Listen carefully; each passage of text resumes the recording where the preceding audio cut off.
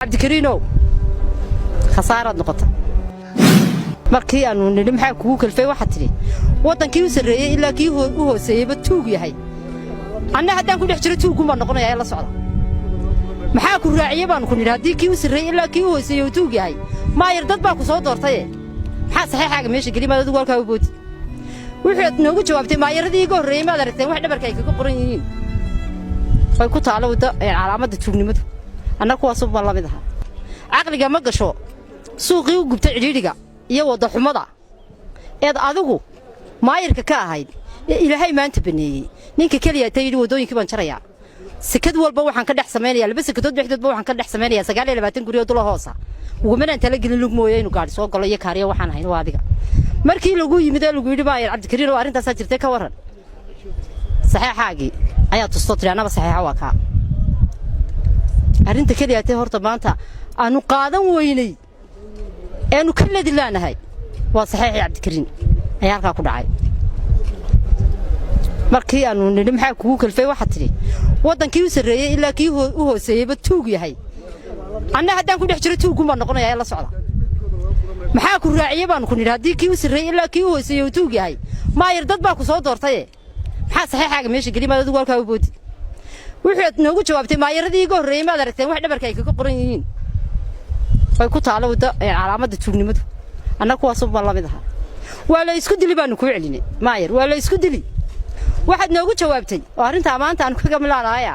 hadduu dhiiggiinu dooxa hargeysa galiyo wadadan waa la dhisaya anana dhisaya haddaba cabdikariinow khasaarad noqota maadaama kii u horreeyay ee maanta wada baneeye aad noqotay iyo wada iibsade iyo wada cune ceebtii wadanka adaa qaatay adaanay arrintaydu ku fadhidaa kaliyaata waxaanu ku darnay ciddii aanu cabasho ula toogi lahayn ee suuqa u ahaan idin kula jirtay ee maamulka idin la haysay ninka la yiraahdo Albani yeenu u tagnaa waanu iswaraysan wasiir Albani kadinku naga fura wuuna waraystay waran baanu nidhi way jirtaa wiil waana la saxiixay waana dhantay ballan baad nooga qaaday baan ku nidhi Albani oo inaan wadooyinka suuqa Hargeysa la taaban lana iibin lana bedelin lana dhisin ka waran hadaba adiguna wuxuu yiri Albani saxiixii madaxweynaha iyo kii maayir cabdikariin baa leeyahay qasab ku saxiix ayaa anigana la yiri ballan baa sayidin ka qaadaya inaanan meesha shaqada adan kaga tagayo aanan anigu saxiixaygu ku dhicin jeegii lagu saxiixayna waa kaasoo in lacagta saaka sii daaya loogu talagalay iyo shirkadii dhisaysay aan saaka u sii daayo ballan baa sayidin ka qaadaya shaqada adan kaga tagayo saxalku inooga yaraado kunnin baynu ahayn Soomaha waa isqabanay ha mal xal isbar weyne 400 iyo 600 inoo kala jabiya marka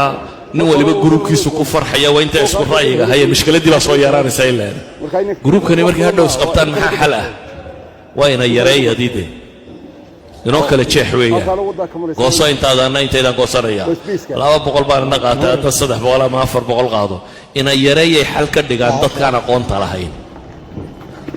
bini aadamka si aqalku ku dambeeyay fikiraya waxay dhahdaan ay mushkilad timaada solution bay leedahay xal raadino مفاوضات كان بدينه وهذا كان بدينه حل أن رادينه there should be a solution وينو تشراه وضو مشكلة ده اللي وحل لي كراه صدرات ديت إنه هذين الصوماليين وحين قاضنا طريقة أين يرايا ده دولتي وينيد ولقوا يشين واي إنك لقوية قول إنك لقوية وين يرايا دي غير كهشين واي لبا سلطان السماء كوه هو ساسي واي صدق عاقل السماء وين يرايا حل كأنه هاتو قبيل كيهاي هاتو دولة يهاي هاتو شركة يهاي شركة الحلال